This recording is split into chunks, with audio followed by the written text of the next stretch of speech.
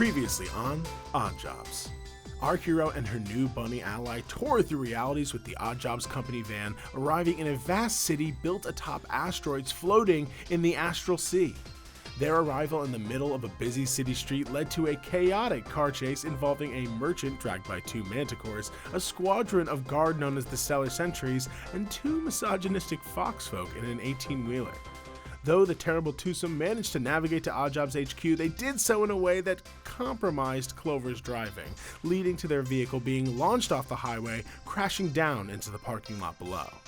Clover managed to survive, but Jassifer once again found herself in the alien afterlife she had visited previously. She was dead. And that's where we are right now. You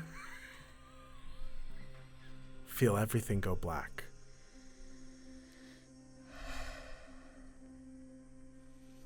It's familiar. I mean, seriously? Did I fuck that up again? You know, I really don't know who's more at fault here, but I do think that this is going to complicate things some more. It's already complicated. That's true. Well, the good news is that you got close enough. I think that they'll get you in time, but the bad news is I do think that, well, you might be right about your debt increasing. Come on, send me back.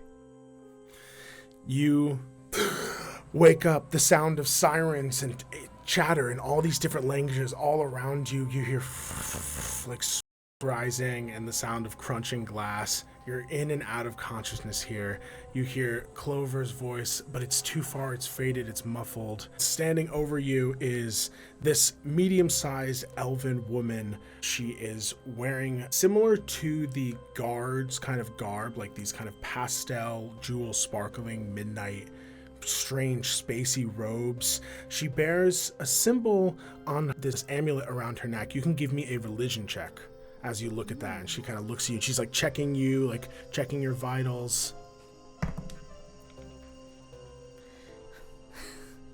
The gummy die is being retired. With the 2 minus 1, it's a 1. Go to dice jail. In general, you're just so out of it right now, but you hear her like looking at you and checking you. She like pulls your eye open and you like groggily look up at her. She's flashing some sort of light at the end of her finger into it, clearly casting like a light spell to like look deep into your retinas, seeing them contract. How much do I owe you? You watch as she summons a piece of paper, signs it, and then hands it to you. I don't even look. Just sign.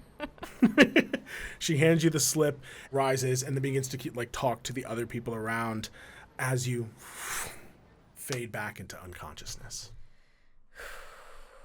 Battered, beaten, broken, bleeding, the car limps down the road out of this parking lot towards this stone and rebar bridge, just wide enough for the vehicle. It chugs across. Clover is conscious and driving, you fading in and out. Just hang on. I know we got some supplies there. I can just add it to your tab. No worries. I can still take on the manticores, probably, if you need. Oh, thank you, hon. That's really kind of you. It's not kindness. It's just what has to be done. She, again, driving, looks over at you, shakes her head, and keeps going as you cross this long bridge literally over space, just this over the oblivion and vast starry expanse. You're just I puke. You lift your head, clearly concussed. You see that you are essentially driving through the sky, and if you fell off this bridge, you would plummet it for probably an infinite amount of time. You would die from just being in a car for the rest of your life and not from impact. And as that sort of vertigo hits you, you vomit out the window. She goes, I told you not to get sick in the car. It was the one thing I said when we got in here. Sorry, unforeseen circumstances. That's fair. You hear creaking and cracking as the van cruises over this bridge, but after a few moments, it makes it to the other side, giving you a full view of this large, old, seemingly abandoned or run-down brownstone apartment building. Maroon brown brick lined with long, dirty white stone, a few broken and boarded up tinted windows, including a bay window on the first floor that seems to reflect the expanse all around you. Strange alien ivy growing up from one corner, the semblance of a garden in the form of tufts of shrubbery growing on the dirt and stone of this small asteroid island. Literally, just maybe the size of a football field, maybe half the size of a football field inside, just attached to the massive, massive central asteroid of this city by a tiny, tiny little bridge, just hooking a ride on this vast, vast city. How many? How many what? Kids do you have? Oh, 7. You drive like that with them in the back seat? Oh, I don't drive with them. Their preschool's pretty close by, and I sometimes have a sitter come over. This is a pretty walkable city once you get used to it. And then, of course, there's the public transit, the worm. So, you can get around without a vehicle. Why? Was my driving bad? Kids are cute. Jassifer's just floating in and out. That's right. She's probably not answering because she's going unconscious so much. A small stoop leads up to double doors of this building beside the bay window, emblazoned in large letters on the archway above the entrance, Oddjobs LLC. In flickering indigo and violet neon light, vroom, vroom, humming and glowing right above. The van, it's like sizzling and sputtering, parks next to the building and then like sags into itself, just tucked into the side right next to the edge of this tiny asteroid. Clover kicks open the dented door with her powerful feet and then hops out. All right, I'm going to go get you something that'll perk you up a little bit. And then, you might as well. Can you walk? Oh, yeah. I just fall out of the side of the car. Oh, gods. She runs over and helps you up. I shake her help up, and I am used to being very sore from battles and training, so I get my feet underneath me quickly. As she helps you up and you kind of like push her off, she like stands back and allows you to clear the dirt off of you and straighten up a little bit. She puts her hands on her hips and looks at the vehicle, which is just like smoking, something leaking from the bottom of it. My paycheck's gonna look worse than a toad after a boxing match. Well, great work back there. You did your best. That was pretty good. I look at her to see if she's, like, mocking me. Give me an insight check. Do I need to go out right now? Pause the recording and buy dice? like 30 dice. It's a 3 minus 1. It's a 2. So I think that between you and me and, of course, the audience listening, we would all be able to clock that Clover is not intentionally trying to be condescending or, joking in any sort of way. She sincerely is like, hey, we got through that. And that means that we won. We survived, which is a victory. And so as she's reading that, I think that you cannot necessarily see past your experience with loss and how devastating that was and how terrifying that was and how you literally died again and heard that same strange voice. There's just too much weighing on it. So I think that you, as Jas, do read it as kind of like sarcastic or sardonic. I shove her up against the side of the van. Ugh! What the hell's... Sorry. Why are you doing this? Look, we're gonna go in there, and you're gonna let your boss, whoever fucking runs this insane... whatever it is you have going on here, you're gonna tell him that, yes, you resurrected me, and then you killed me. We're gonna strike it even, okay? I did not kill you. You saw back there, that was an insane situation. I only got my license. You drive like an insane situation. Okay. I let my hand out of her fur a little bit, but I'm still kind of an imposing presence right up against her. She takes a breath and looks at you, and there's this new sort of resolve in her red eyes as she goes, step back. And give me a wisdom saving throw. It's a 5. With all the command a mother holds, you feel yourself almost forcibly step back. It's like that. It's not my fault. Look, we'll just settle this inside, all right? If Odessa agrees to those terms, that's fine, but you'll have to talk to her. The two of you head up the steps and up to the front door, the two wooden doors with these frosted glass windows that, in the same sort of style as written in the neon lights above, have the word Oddjobs. There's a dark button to the left side of the door with a small woven metallic speaker and glowing silver arcane eye above it. You watch as Clover presses this button. Open the door, Fetch. A kind voice crackles through the speaker. Well, hello there, Miss Clover. I'm glad you survived your mission. You see Clover. Just fetch the door, please. Right away. The door kind of cracks in a way like something unsealing as Clover taps her foot and the door buzzes and opens slightly enough for her to push it, stepping into the small foyer turned furnished lobby.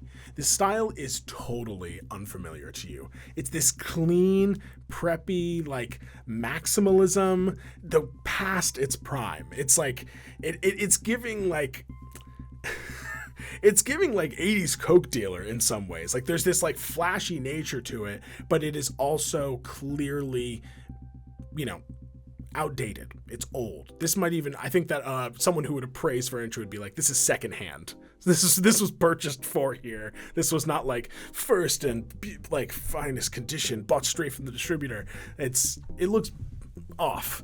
You see old beaten up chairs between these strange plants that at first seem to just be these large like peace lily like flowers until you see they almost seem to turn to look at you menacingly as you and Clover walk in, basically limping.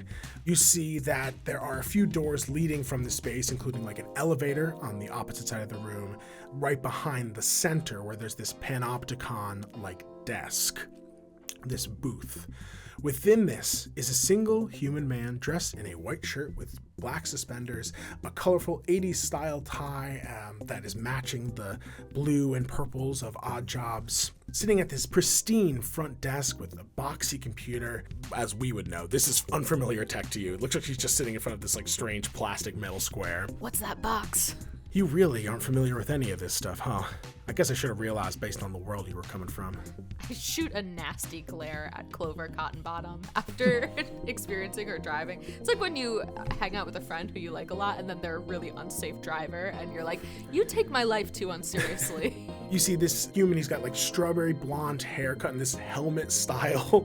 He's got like freckled rosy skin, these verdant eyes that gleam with this sort of out of place naivete / like anxiety. It's strange. Like this is someone at work and they're the front desk person. You would expect them to be like very, very like upright and optimistic. And this person they're emanating insecurity. Their aura is insecure. As you approach, he kind of gets at the courage and does a little wave at you and Clover. Clover ignores it. Do you return the wave? No, I don't wave. Jassifer's never waved in her life. They don't even wave where I'm from. Just not a goblin thing in general. We nod. And you see his hand like slowly goes down. I don't nod, by the way. We nod in my culture, and I am not nodding. And my head is still.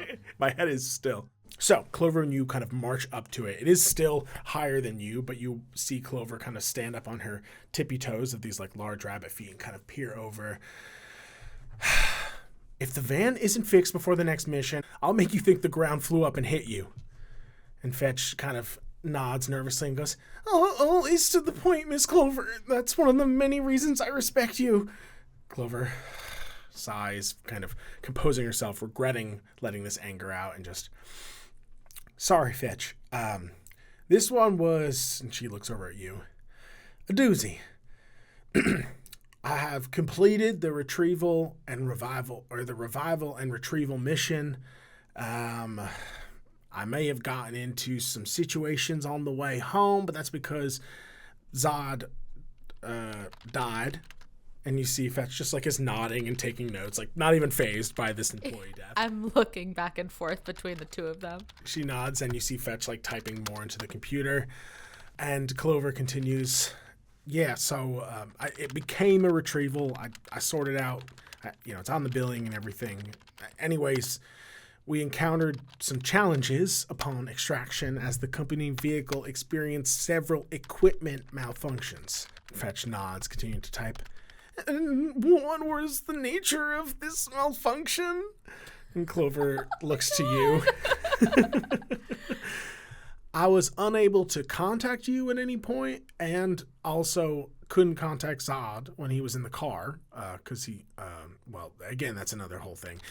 So that means the sending speaker is broken, and then the spatial respector teleported us in the middle of a crowded area again, and there might have been some cosmetic damage along the way, and might have caught the attention of the authorities, and you see Fetch is just like nodding and like wincing at every single point that she's making. And it says, as you said, it was originally a revival, not revive and retrieve. So, and Clover goes, yeah, as I said, they opted to have a retrieval fee added to travel with me out. And Fetch nods and goes, I'm sorry, I'm being so rude. What's your name? I want to see who's in charge. Well, absolutely, ma'am. Welcome to Oddjobs. My name is Fetch Riddleson. It looks like the client who contacted us for this job noted here that you would be paying this. Will that be in gold pieces or some sort of foreign currency? Or will you be paying in hard coin or in debit? Client, I want to try and spin this heavy glowing box towards me as he kind of, gestures or is looking at the screen and says client. I want to see if I can figure out who wanted me revived. With your small hand, you reach through the small gap where one would pass paperwork between right. people. It's like a bank. No, but it's like a bank teller thing. So you literally reach over and grab the computer. Just give me an opposed athletic check. Okay.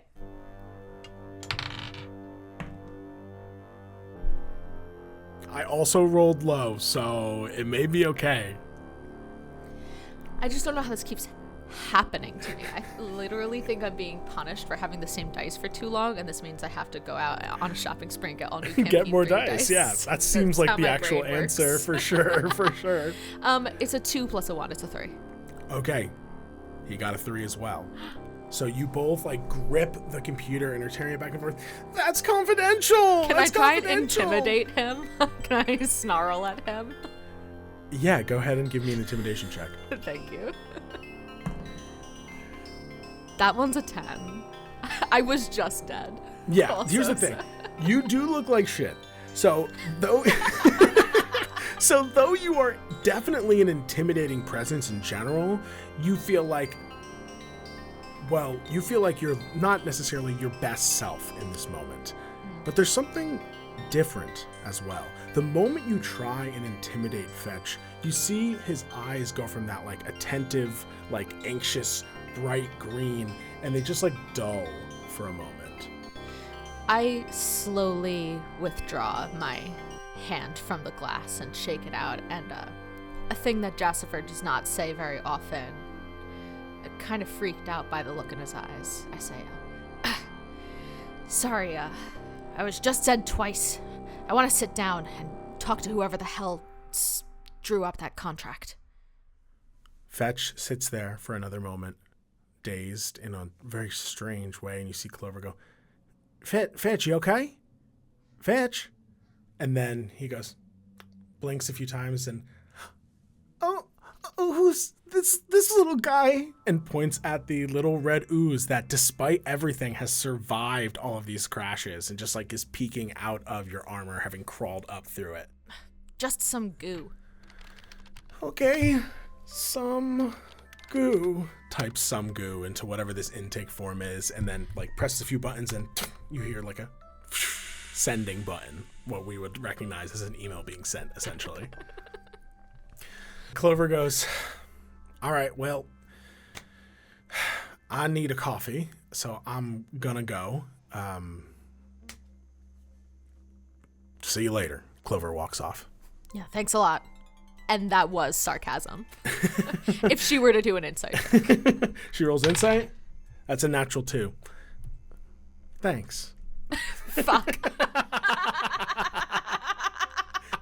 Total misunderstanding of personality. It's just missing each other. 2 just caught in different orbits completely. Clover begins to walk off, and you see Fetch goes, "Oh, sorry, do you mind pulling the van into the inventorium so we can get to work on it? Oh, I'm sorry." And Clover's like, "All right, fine." And she turns back and passes you by, just casting one last glance at you before heading back out through the doors, and you hear the of an engine trying to turn over. Can I look around the office and see if there's like a little like Coke mini fridge anywhere that has some healing potions in it? Yeah, give me a perception check. Okay. 17. 17. Okay. So basically, like as you're like looking around, Fetch slides you a form, basically like an intake form of sorts, and goes, "Do you mind just filling this out?" I grab it from his hands. And as you're filling it out, you like begin to look around and stuff. After a few moments of filling this out and like checking around, you don't see any vending machine here, but you do see doors leading further into the space. There is a potential that there could be something more back in there. I'm fucking dying over here, by the way. Sorry, I'm so sorry. I'm not a healer. It actually is making me feel better, though, just being around someone who's kind of like groveling and submissive. Clover is somehow blissfully unaware of like this side of you, but Fetch is immediately receptive and is like folding himself to fit whatever niche you need from him, essentially. After you finish like signing all of these things, give me an intelligence check. You can either do Arcana or Investigation. They're both -1. I'll investigate because I think that's what Jass would do. It's a 6. Nothing out of the ordinary as you sign your name and slide this sheet back under the like teller station to Fetch, who takes it. "I'm just gonna fax this to Odessa. Here," he like presses a few buttons and you hear like a as something prints behind the desk, and he tears it out and hands you this like small sticky label, basically like a name tag that says Oddjobs Visitor Pass. And then he presses a button, you hear like another buzzing noise, and the elevator doors behind him go and slide open. It'll take you to Odessa. Sorry." I give him one last stern look, and then I walk through the doors, shoving the sticker in my pocket. He winces at the look, like fully expecting you to swing at him, even though there's a barrier between you two being in a booth. "Thank you," he says as you trudge forward and enter into the elevator. Your ooze familiar, giving a little wave to Fetch, who waves confused back. You enter in and thing, the doors shut behind you, leaving you alone once more. To the left of the door, you see a large panel of buttons. They're all different in design, but only one, the one at the very top, is lit. You feel a strange shift in gravity as the lift floats upwards in this shaft, slowly making its way to the top floor of this unusual brownstone.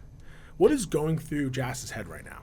I think at this moment, I am starting to reconvince myself that actually I am dead, and this is some terrible, awful nightmare afterlife of like this sanitized elevator and the cold light that's on me, and I'm like, the fluorescents are bothering me because I was just dead twice. And what do you think is going through her mind when reflecting on that insane drive and seeing this city? Like, does it just feel like it's so overwhelming that she can't even think about it and now is focusing on this new stuff?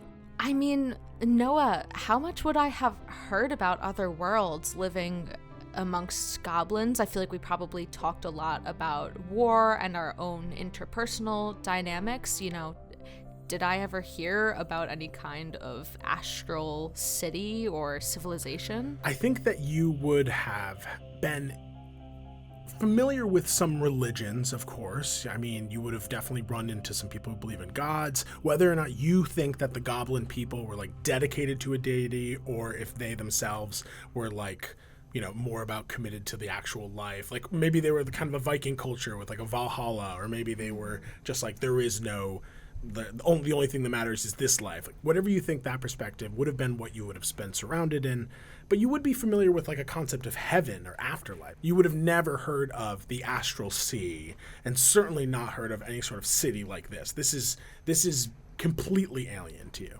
I think I'm mystified by the technology around me, by my surroundings, by the people and their attitudes, because I've also never really met people like these before. Jassifer doesn't think too hard on things. She trusts her gut. So as I feel the lift start to come to a halt, I just put my hand around my warhammer, really not knowing what to expect, but knowing that I'll be ready for it, whatever it is. Focusing on the path ahead rather than any of the scenery around it, you hear ding! The elevator slows and stops at the highest floor, the doors sliding open to reveal a grand observatory. Vast windows look out onto the misty stellar sky that surrounds this minute asteroid the building rises from. Beyond that, asteroids covered in civilization are chained together to form this otherworldly city. Strange geometric shapes, they float in this astral space. Who knows for how long they've been here? Who knows who's living upon them and the lives that they've led? In the center of this space, there is a set of spiral steps that lead up to this golden gyroscopic, like planetarium device that seems to depict the cosmic wheel. Smaller wheels within and wheels within that and wheels within that, ever rotating with these orbs of colored lights kind of at different points in the circle, slowly moving with it.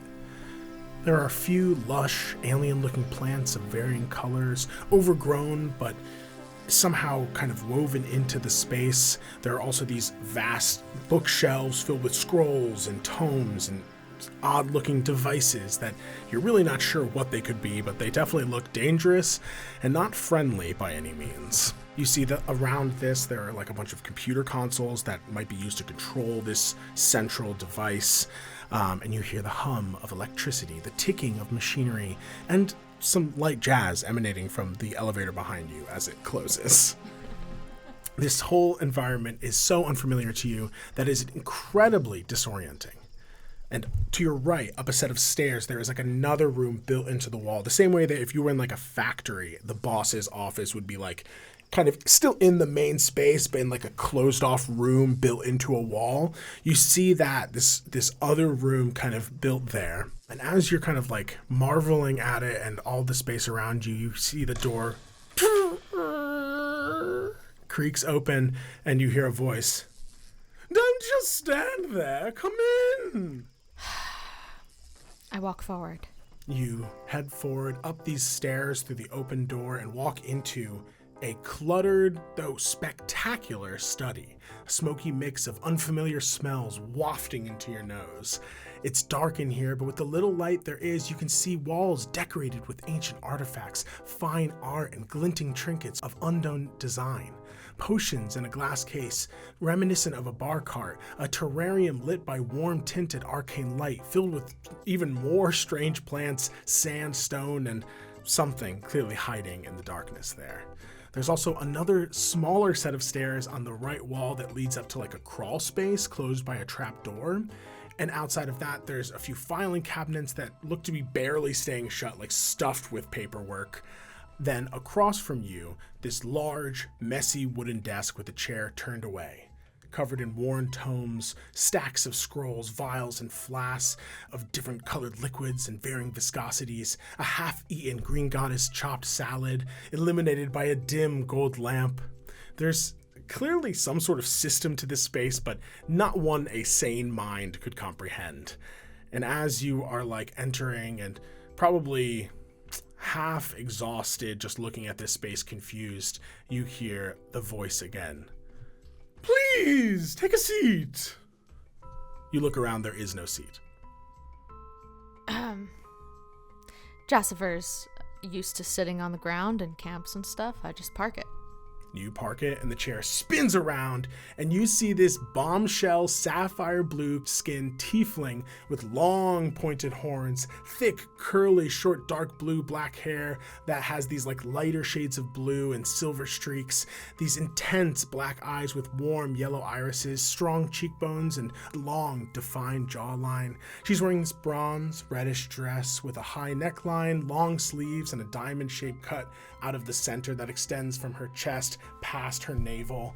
She like purses her lips and is like just swaying in her chair looking at you. So, Jassifer, was it? No. Interesting. And you're looking for a job? No. Really? Because it says here, and she like reaches into space and pulls the form that you had signed out of thin air, simultaneously like picking up and like putting on winged glasses. That you owe me a lot of gold. It seems that way. However, I do want to mention that the second contract I signed was under duress after having been killed by one of your vehicles, which, by the way, they were just talking about how it's really fucked up and shouldn't be driven right now. So, I'd like to talk to whoever I can about maybe waiving that second contract. Under duress? Listen, I don't need to know about your love life, whoever this duress is. But listen, we can work this out. Ollie! And you hear the sound of a tiny door opening and turn to see one that you just like hadn't noticed. This little, probably big enough for you, but even you would have to like kind of duck a little bit. The door opens and you see this tiny child-sized, adorable like teacup elephant, this hollyphant, this furry ochre yellow elephant creature, like flying on these big ears, floats out. It's literally the size of a dog with these like pale blue silvery eyes, wearing this tiny little red tie that you cannot tell if it's meant to be like actually a form of attire or if this was like someone dressing up their dog, if that makes sense. He floats and lands next to her in this small seat and desk that, again, you just like hadn't noticed. There's these weird things. It's as if like when you look back, there's just new changes to the room that she's making. You see that he just lands, squeezes behind it, and uses his trunk to like pick up a quill and begin to write on some parchment. Odessa just like looking at him, hands on her cheeks. Oh, Ollie, you look positively fetching in that. You see this little hollyphant like bows his head and then looks at you, narrowing his eyes. And Odessa goes, "Oh, sorry. Ollie, this is Jassifer. Jassifer. Yes. They are looking to join our team, and I was hoping that you could like sit in on this little interview and take some notes if you don't mind."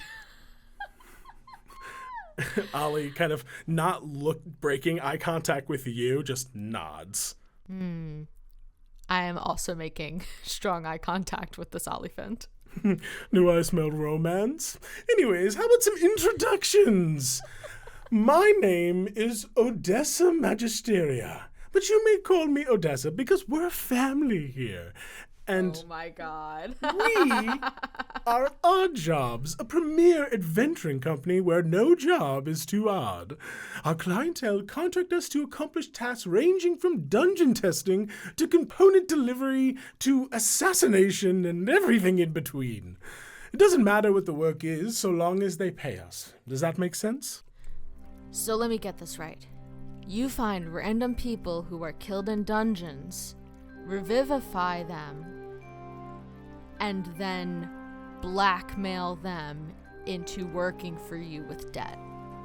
She like looks over to Ollie and like whispers something behind a hand, and he nods and she goes, that's not necessary for every applicant, but in your case it certainly is helpful. Okay, continue.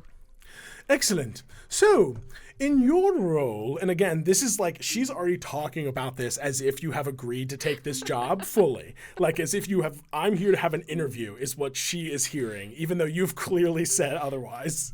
Her, like, energy being so certain about it, I don't often doubt myself, but Jassifer looks down and kind of thinks like, shit, like this is not a good outfit for an interview. I like dust off a little bit of like petroleum that leaked out of the car and wipe a little bit of blood from my nose. It's like all over my hand. It's smeared all over my cheek, but I think this makes me look more like put together. Give me a performance check as you kind of just try and fix yourself up here. Okay. I'll say DC 11. No, I don't make it. It's an 8. You wipe it, and it's not any of the other stuff clocks her, but she looks and goes, "Is that sick on your shirt?" Yeah. Cringe. Clover, Cotton Bottom, whatever her name is, she drives like an idiot. Yes, getting her license took many favors being called in, but that's another story. Now, why don't you... Oh, wait, let me tell you a bit about the job, right? So you will be one of our field agents. You will be assigned to various missions and tasked to accomplish them by any means necessary. Okay.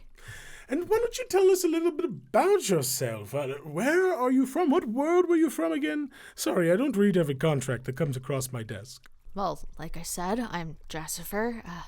I'm from Erdheim. Have you heard of it? Erdheim,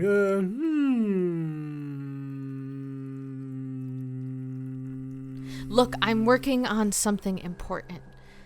There was a man, but not a man. Something worse than a man. What could possibly be worse than a man? Grimgrave, his name was. All right, I'm gonna roll a history check for her. Your operant came and interrupted me in the middle of what I was doing. Grimgrave, have I heard that before? And she looks over to Ollie, and Ollie flips through some papers and hands her one, and she pulls it out, and again, like, readjusts her glasses. Grimgrave, Gay Grim, Gabe. Okay. Those can't be real. Let's see, Glimglop. Okay, No, Grimgrave. I don't yes. believe that you have all those. Yes, Grimgrave. Well, I haven't read that name in centuries, even. What was the issue? What was the issue? Huh? I would love a job. Can we please settle up how much I owe you so I know how long I'll be working for you? Have a job? This is an interview. Nothing is guaranteed. Why don't you tell me what makes you a good fit for this position? I have killed many gloriously. Wow. That's huge. Checks, just like a really big check on a piece of paper. I might be small, but I can carry the entire supplies for a 6-person party on my back for 2 weeks through a dungeon. Proving size isn't important. Love that. I can make a sword out of arrows, and I just found that out today. Quick learning skills. Adaptable. Excellent. Wow. You're an ideal candidate. But I still have a few more questions. First, what would you say your greatest strength is? Strength. Excellent. Well, It's my wonderful. greatest strength. Strength is your greatest strength. Now, what would you say your greatest weakness is? Weakness? Jassifer's silent for a very long time. Without weakness. Incredible. Really, internally, I'm thinking about how I haven't been feeling very strong since I woke up.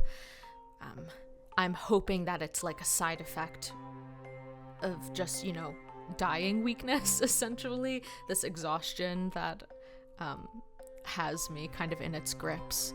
But saying that my main strength is strength and then thinking about my weakness, I'm realizing that I feel quite weak right now. And that's scary for Jassifer. I imagine that is terrifying for someone who has gone for so long at such a high, intensity, to be humbled and changed so rapidly that you are unfamiliar. Yeah, I haven't thrown up on myself in 19 levels.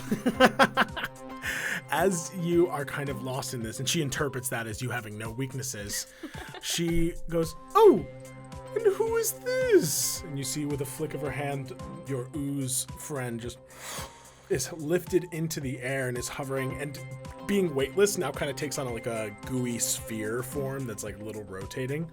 "Is this your friend? Do they need a job too?" Just a hitchhiker from my world. Goo of some type. I'll have her roll an Arcana check. That's an 8. These kinds of low-level things, it's better to just squash them and wash your shoe off. Great, I'll leave that to you. She flings it back to you telekinetically, and it kind of splatters against your armor and then slurps down into another goo and just slides back into your armor. Ugh.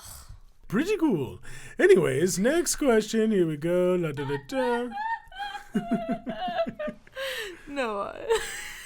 All right, she's squinting behind her glasses. Oh, it looks like Clover endorsed your adventuring ability. How did you two get along? For all of my posturing with Clover, which is something I'm kind of used to doing around other semi-competent, semi-powerful people, she got the job done. She got me here. That's why she's my best and only employee. Well, not only employee, but only field agent currently. Zod passed away, Ollie. Did you hear about that? I saw his dead body. Was it gross? Yeah. Wow. Couldn't be me. Ollie, send an edible arrangement or an inedible arrangement to his family or whatever. You're not gonna try and make him a field agent? Oh, no. He had a no-res clause in his contract, so that's it for him. Dead on an unknown world. She's like leaning over the table looking at you. How horrifying, am I right? Yeah, it seemed like a painful, awful death. I've heard that about death. Anyways, so you're crushing this interview, darling. Do you have any questions for me? Thank you. I guess I'd love to hear about the rates permission. Ah, yes, the rates permission. Yes. I will answer all questions about that at the end of the interview. Let's move on to the second portion. She clicks a button under her desk, and suddenly the floor opens up beneath you. Give me a dexterity saving throw. What the fuck? 12? 12 saves. Do you think I will ever roll above a 10 again? Are you rolling a d12? Oh shit, that's the d12. You fall, but quickly your arms go out and you grab the edges of this hole, and she like walks over and she goes, "Oh, I was expecting for you to fall down." Why would you want that? Come on, the interview is still going. And she like puts a high heel on your face and tries pushing you down through the hole. No, why? Why are you doing this? Come on, please. I won't ever say please again to you. I let go. And actually just an attempt to no longer be in the room with her. And so our hero plummets into darkness, unprepared for whatever trials may lie ahead. Thank you so much for listening. If you enjoyed the show, please follow us on Spotify or leave a review on Apple Podcasts. Thank you especially to our Eldritch patrons. If you would like to become an Eldritch patron, go to patreon.com/trynottodiepod. At the $5 tier, you get access to the afterlife. That's right, you get access to heaven or hell, it's up to you, via the exclusive talkback show where we discuss what happened during this arc. You also get access to a bunch of other bonus content like recipes from the show, polls, and other random stuff we're cooking up. But if you really want access to a bunch of other full-length episodes, sign up for the $10 tier for the content search where we play out usually canon one-shots, test out new systems, review nerdy media, and really do anything we can to entertain you, our Eldritch patrons. And of course, a huge thank you to Lore Party, the network that supports us. Lore Party Media is dedicated to celebrating the power of stories that shape who we are. If you enjoy our show, please check out their other shows, which you can see on loreparty.com, or you can just search Lore Party in your favorite podcast streaming platform. And you can check me out on Instagram, YouTube, and Twitch, all under the username Noah the Infuriator. No spaces, just Noah the Infuriator. While you're at it, hit up my socials too, Lease vs. Life, that's Lease vs. Life. Follow me on TikTok, and then while you're at that, follow Try Not to Die Pod on TikTok too, where we post clips of the show. Thank you again for listening, and until next time, try not to die.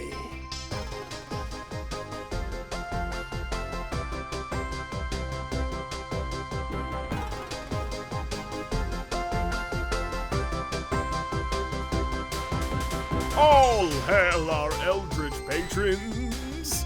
Especially Andrew, Anita, Ashley, Becca B, Bugroots, Colleen, Colin, Ian, Alana, Emily, Grace, Hope, Jacob, James, Jeff, Joey, Karen, Kate, Katie, Leo, May, Morgan, Paige, Patrick, Sahara, Timmy, and of course, our producer Patty, Patrick Bronstetter, and producer Daddies, Drew Bailey, Sam Golden, Becca Mount, and Rose Evelyn Campbell. We thank you for these podcasting powers and promise to raise hell in your names. Till next time, try not to die.